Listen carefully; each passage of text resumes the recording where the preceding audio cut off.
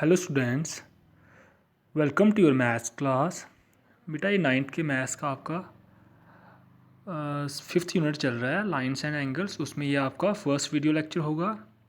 इसमें हम कुछ बेसिक कंसेप्ट पढ़ेंगे। सबसे पहले आप देखो यहाँ पे आपके पास क्या दिया हुआ आपको। आपके चैप्टर का नाम है लाइंस एंड एंगल्स। सबसे पहले हम पढ़ेंगे लाइन के बारे में, ठीक है। लाइन क्या होती है आपके पास? In geometry a line can be defined as a straight one dimensional figure that has no thickness and extends endlessly in both direction. क्या बोल रहा है कि आपके पास जियोमेट्री में हम लाइन किसको बोलते हैं? एक वन डायमेंशनल फिगर होती है आपके पास जिसके पास थिकनेस कोई नहीं होती, ठीक है। वो सिर्फ आपके पास उसमें आप लेंथ देखते हैं। जैसे आपके पास मैंने ये दी हुई है आपके पास, देखो यहाँ पे दोनों तरफ मैंने एरो शो किए हैं आपको, और इसकी कोई थिकनेस तो है नहीं, है ना। हम जो भी करें मेज़र करेंगे तो इसकी लेंथ मेज़र करेंगे। दूसरी बात आ गई आपके पास अब इसमें पैरेलल लाइंस। पैरेलल लाइंस क्या होती हैं? पहले आप डेफिनेशन देखो। In geometry parallel lines can be defined as two lines in the same plane that are at equal distance from each other and never meet. क्या कह रहा है कि आपके पास ऐसी लाइंस जिनके जो कभी भी इंटरसेक्ट नहीं करती और उनके बीच में जो डिस्टेंस होता है वो हमेशा सेम होता है। जहाँ से मैंने एल और एम आपको एक पैरेलल लाइन ड्रा करके दी हुई है, यहाँ पे देखो आपके पास ये डिस्टेंस और ये डिस्टेंस इक्वल होगा। आप यहाँ पे लोगे वो डिस्टेंस भी इक्वल होगा, यहाँ पे लोगे वो डिस्टेंस भी इक्वल। अगर आप इन लाइंस को आगे एक्सटेंड करते हो तो भी वो लाइंस आपके पास इनके बीच में जो डिस्टेंस होगा वो सेम रहेगा, ठीक है। इसके बाद आपके पास आएगी non parallel lines, intersecting lines, ठीक है। जहाँ तो नॉन पैरेलल लाइंस बोल सकते हैं वो, जहाँ आप इनको इंटरसेक्टिंग लाइन बोल सकते हैं। ये अपोजिट होगी पैरेलल लाइंस की। When two or more lines cross each other in a plane, they are called intersecting lines. देखो यहाँ पे L और M आपके पास दो लाइन है, ये एक दूसरे को इंटरसेक्ट कर रही हैं इस पॉइंट पे, है ना। इंटरसेक्ट कर रही हैं, इसका मतलब ये पैरेलल तो है नहीं। यहाँ पे देखो डिस्टेंस ज़्यादा है, फिर कम है, फिर कम है, और ऑटोमेटिकली यहाँ पे आके वे इंटरसेक्ट कर रही हैं, फिर ज़्यादा, यहाँ पे ज़्यादा। इस पॉइंट को हम बोलेंगे पॉइंट ऑफ इंटरसेक्शन, ठीक है। और ये लाइन कौन सी है आपके पास? Intersecting line. इसके बाद आ गया आपके पास, अब हम पढ़ेंगे एंगल्स के बारे में। सबसे पहले अक्यूट एंगल, ये बेसिक है, आपने प्रीवियस क्लासेस में पढ़ा होगा।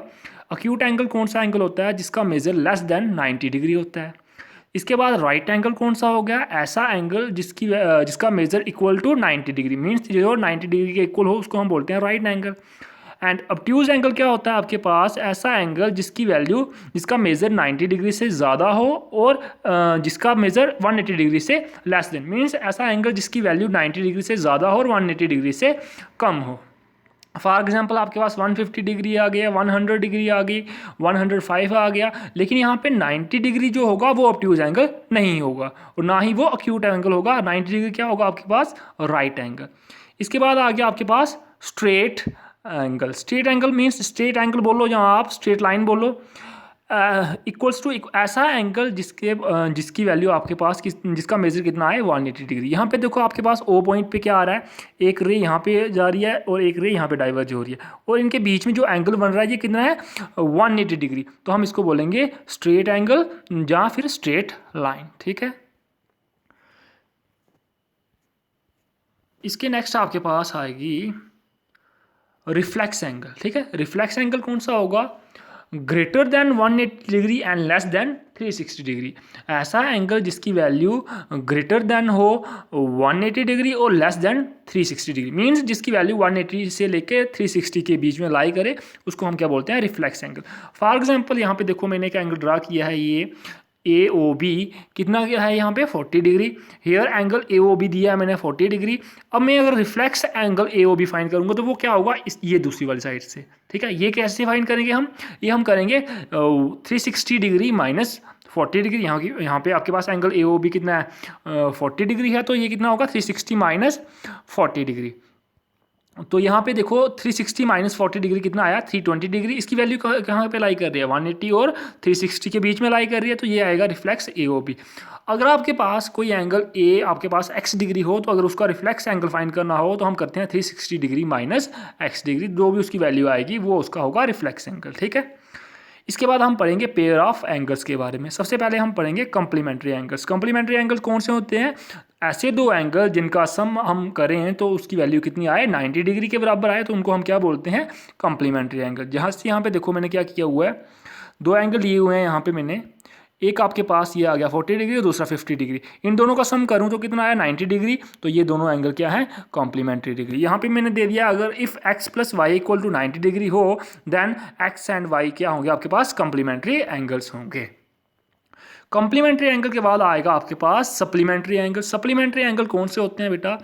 ऐसे एंगल जिनका सम 180 डिग्री हो उनको हम बोलते हैं सप्लीमेंट्री एंगल। यहाँ पे मैंने एग्जांपल दिया आपके पास, देखो यहाँ पे ये एंगल आपके पास 60 डिग्री है और ये एंगल आपके पास 120 डिग्री है। इन दोनों का सम करोगे तो कितना आया? 180 डिग्री। और अगर मैंने यहाँ पे दे दी कंडीशन कि अगर a plus B equal to 180 degree आ रहा है तो a और b जो एंगल होंगे वो क्या होंगे? आपके सप्लीमेंट्री एंगल होंगे। इसके बाद आ गया आपके पास एडजेसेंट एंगल। एडजेसेंट एंगल क्या होते हैं आपके पास? देखो यहाँ पे मैंने एग्जाम्पल एक फिगर ड्रा की हुई है, यहाँ पे एंगल ड्रा किए हुए हैं। ये देखो, एक एंगल आपके पास ये आ गया, दूसरा एंगल ये आ गया और तीसरा एंगल ये आ गया z। X y and z. एक्स की वैल्यू यहाँ पे देखो, अगर आप एडजेसेंट एंगल क्या कौन से होंगे? दो ऐसे एंगल जिनके बीच में एक रे सेम आए। जैसे एंगल एक्स और वाई के बीच में ये रे सेम आ रही है तो एक्स और वाई क्या होंगे? एडजेसेंट। और सिमिलरली इनको आप एडजेसेंट एंगल को आप ऐसे मान सकते हो जैसे पड़ोसी नेबरर है ना, एक्स और वाई नेबरर हैं, पड़ोसी हैं एक दूसरे के, तो ये क्या होंगे? एडजेसेंट। सिमिलरली वाई और जेड भी एक दूसरे के पड़ोसी हैं तो ये भी क्या है? एडजेसेंट। और मैथमेटिकली आप देखो तो इन वाई और जेड के बीच में कॉमन रे है ओ सी, तो इसलिए ये एडजेसेंट है। एक्स और वाई के बीच में ओ बी कॉमन रे है तो इसलिए ये भी एडजेसेंट एंगल है। इसके बाद हम पढ़ेंगे लीनियर पेयर ऑफ एंगल्स। ठीक है, लीनियर पेयर ऑफ एंगल कैसे बोल सकते हैं? आपके पास अगर मान लो आपके पास कोई पॉइंट ये O है तो यहाँ पे एंगल ड्रा हो रहे हैं आपके पास x, y और z, ये ठीक है। तो क्या होगा अगर इन तीनों एंगल का, या दो हैं अगर तीन है चाहे दो हैं, अगर इनका सम 180 डिग्री आ जाए तो हम इनको बोलेंगे linear pair of angle. For example मेरे पास अगर कोई एक एंगल है, ये मेरे पास आ गया मान लो यहाँ पे 60 डिग्री और यहाँ पे आ गया 120 डिग्री, तो इन दोनों का सम क्या है? 180 डिग्री। तो वो भी क्या होंगे? Linear pair of angle. और यहाँ पे देखो x plus y plus z करोगे तो तब भी 180 डिग्री आएगा क्योंकि ये किसी एक स्ट्रेट लाइन पे बन रहा है, तो ये भी क्या होंगे? Linear pair of angles. इसके बाद वर्टिकल अपोजिट एंगल कौन से होंगे बेटा? यहाँ पे देखो वर्टिकल अपोजिट एंगल, ये देखो जब आपके पास दो लाइन इंटरसेक्ट कर रही हैं तो ये वाला एंगल और ये वाला एंगल वर्टिकली अपोजिट होंगे और ये इक्वल होंगे।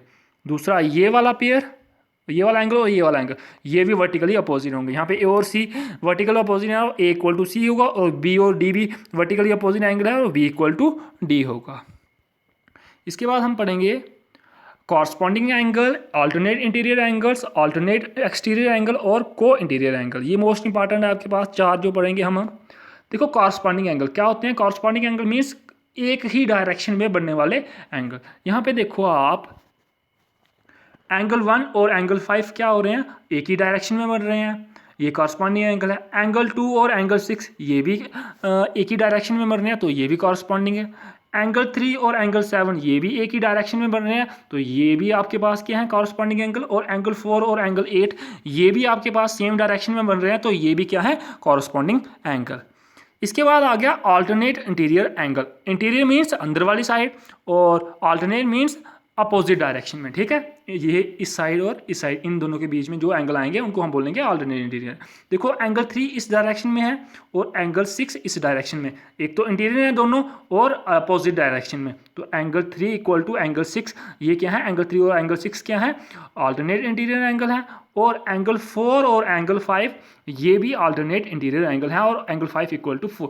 एक बात और, अगर आपके पास ये लाइन यहाँ पे एम और एन मैंने पैरेलल लाइन ली हुई है, अगर एम और एन पैरेलल नहीं हो तो ये एंगल अल्टरनेट इंटीरियर एंगल तो होंगे लेकिन इक्वल नहीं होंगे, और ये वाले एंगल कॉरस्पॉन्डिंग एंगल तो होंगे लेकिन वो भी इक्वल नहीं होंगे। इक्वल कब होंगे? जब एम और एन क्या है यहाँ पे? पैरेलल लाइन्स होंगी। इसके बाद आ गया आपके पास अल्टरनेट एक्सटीरियर एंगल। अल्टरनेट मतलब आ गया आपके पास सेम कि अल्टरनेट अपोजिट डायरेक्शन में, और एक्सटीरियर मीन्स जो बाहर वाली साइड होंगे। अब क्या होंगे? इसके बाहर और इसके भी बाहर। देखो यहाँ पे बाहर कौन सा? एंगल 1 और एंगल 8। और एंगल 2 और एंगल 7। एंगल 1 इक्वल टू 8 होगा और एंगल 2 इक्वल टू 7 होगा। और ये क्या है आपके पास अल्टरनेट इंटीरियर एंगल। ये भी इक्वल क्यों है? क्योंकि एम और एन पैरेलल लाइंस हैं। ठीक है, इसके बाद आ गया आपके पास को इंटीरियर एंगल। ठीक है, इंटीरियर मीन्स आपके पास अंदर वाली साइड होंगे, एम और एन की अंदर वाली साइड, और सेम साइड पे होंगे। अब देखो एंगल 3 और एंगल 5। अब को इंटीरियर एंगल में क्या होगा? Angle 3 plus angle 5 equal to कितना होगा? 180 डिग्री। और angle 4 plus angle 6 equal to कितना होगा? 180 डिग्री। ये इक्वल टू 180 डिग्री कब होंगे? जब एम और एन पैरेलल लाइंस होंगी। ठीक है।